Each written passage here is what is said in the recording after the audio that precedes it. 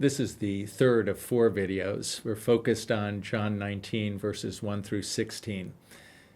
In the last video, we talked about the trial of Jesus before Pilate. That's covered in those 16 verses. Jesus' public ministry had ended. He had been arrested and tried by the Jewish leadership and sentenced to death, and they had brought him to Pilate for crucifixion, to work out, to execute the judgment that they had ruled Jesus deserved. For his blasphemy, he deserved death, and Pilate was going to be their trigger man, their hit man, to fulfill this execution. We looked at the text, and I asked you to consider who exactly it was who murdered Jesus. There were 3 suspects that I think we should consider. First, the Jewish leaders. Secondly, Pilate.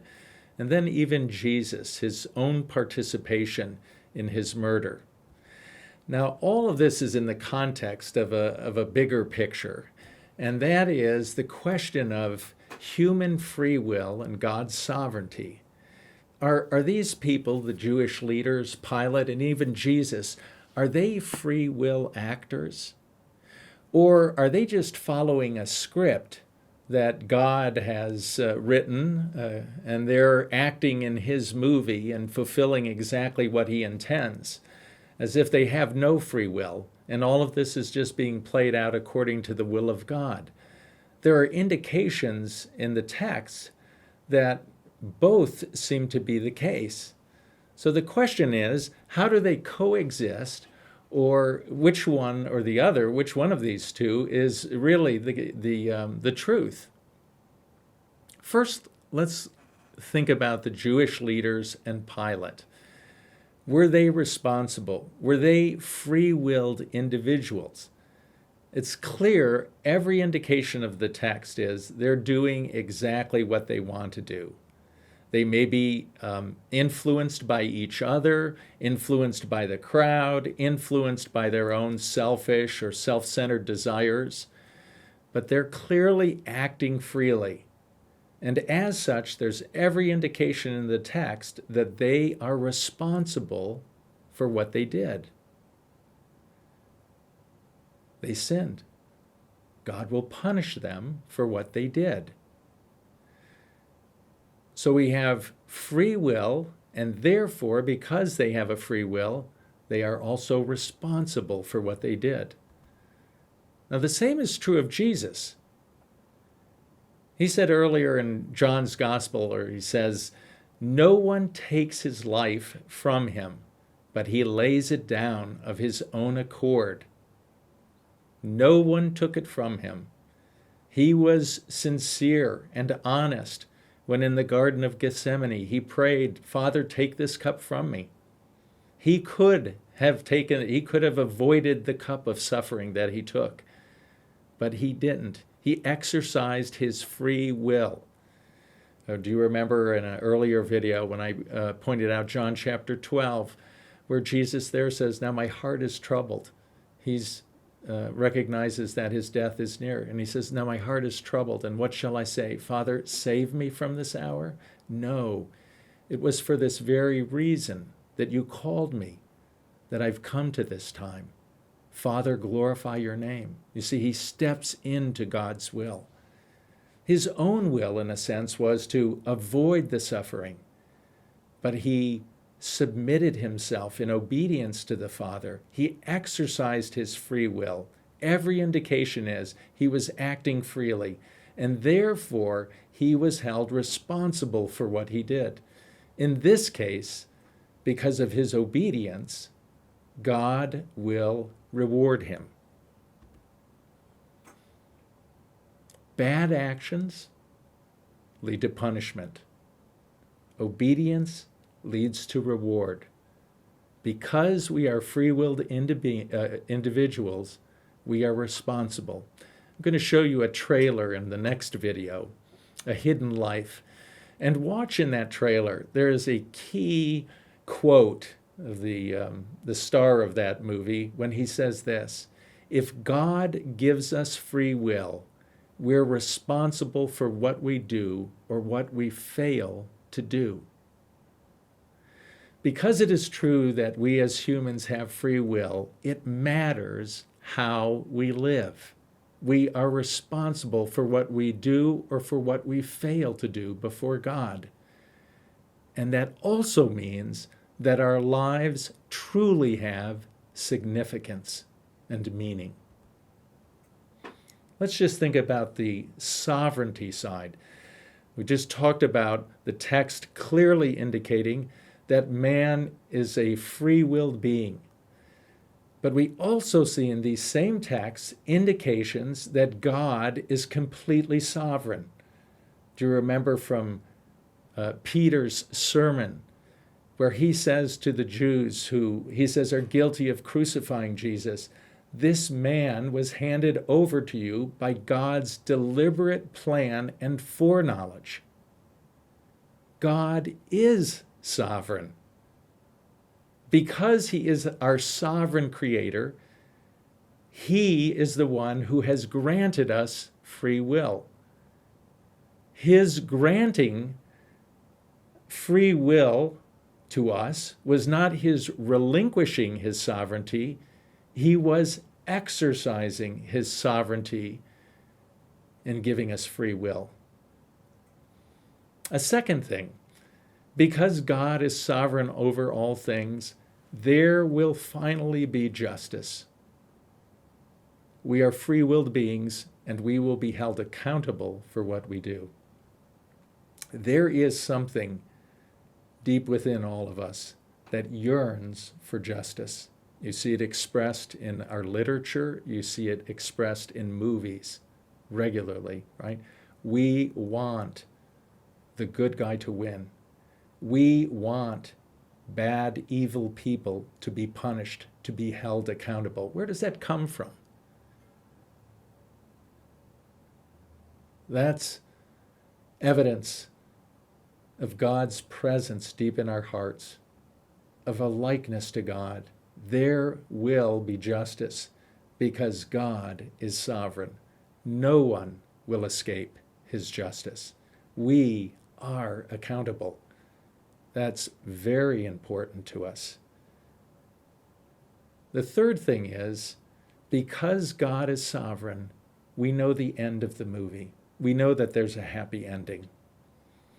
My wife doesn't watch a lot of movies, and she wasn't raised she didn't grow up watching a lot of movies, and so some of the what seems like very obvious techniques that most of us are used to, she's not as used to. So we'll watch a James Bond movie, and in the first 5 minutes appears that James Bond was killed, and she's all upset about this. He was just killed.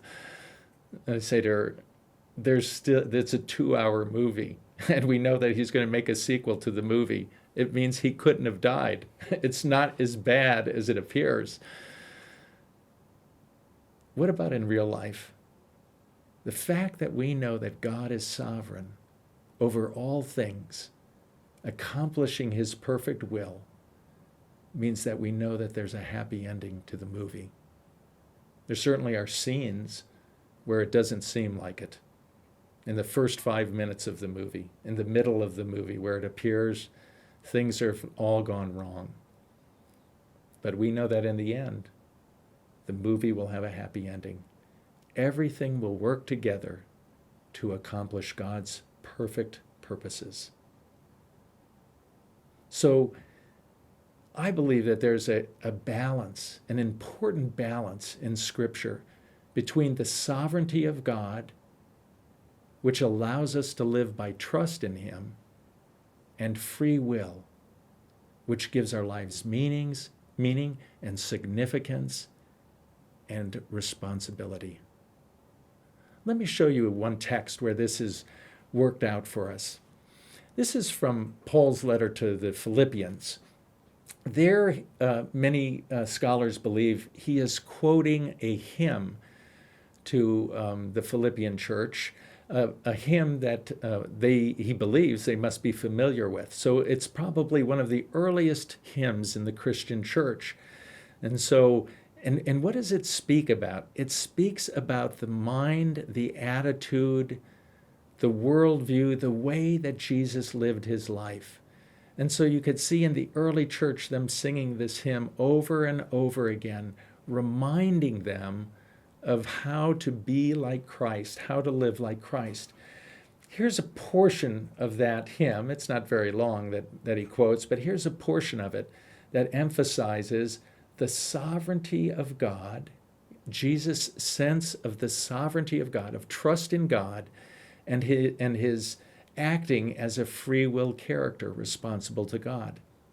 So in that hymn, it is emphasized that Jesus made himself nothing.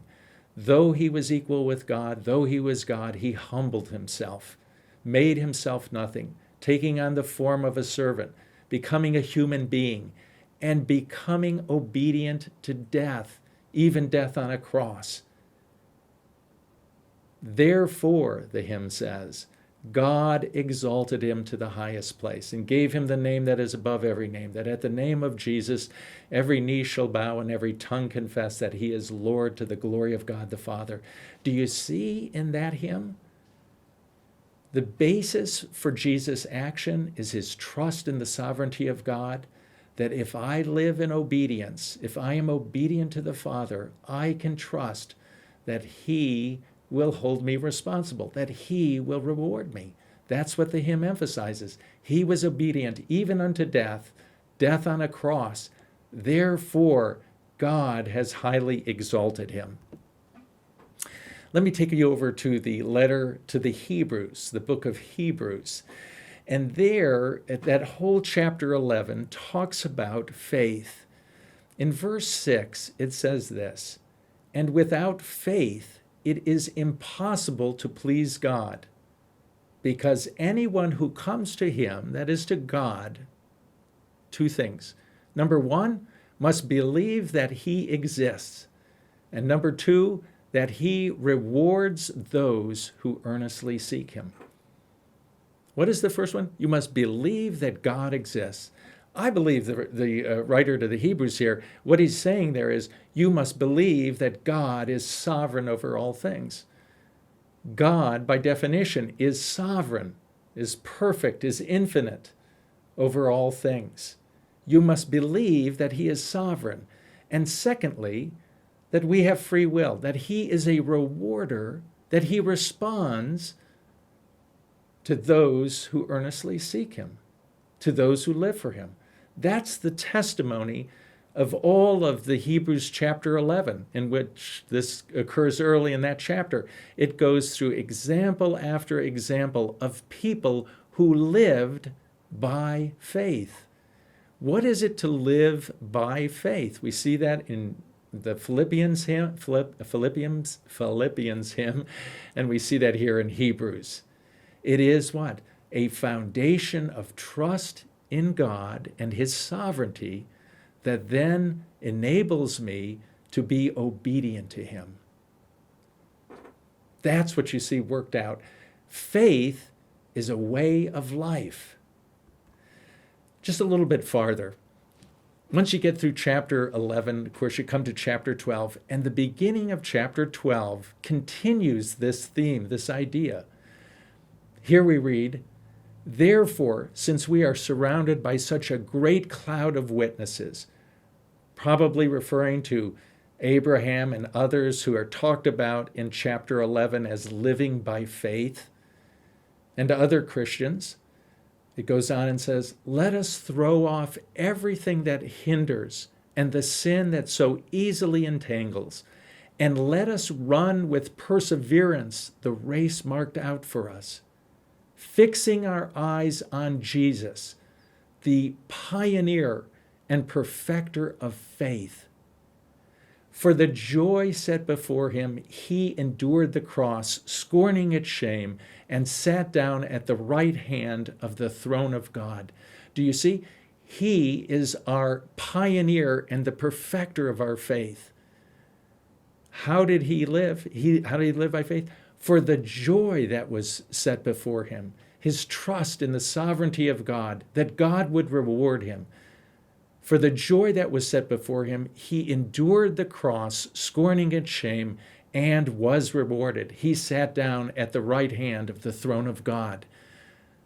Consider him, that is Jesus, who endured such opposition from sinners, so that you will not grow weary and lose heart. Are you living by faith? Are your eyes fixed on Jesus?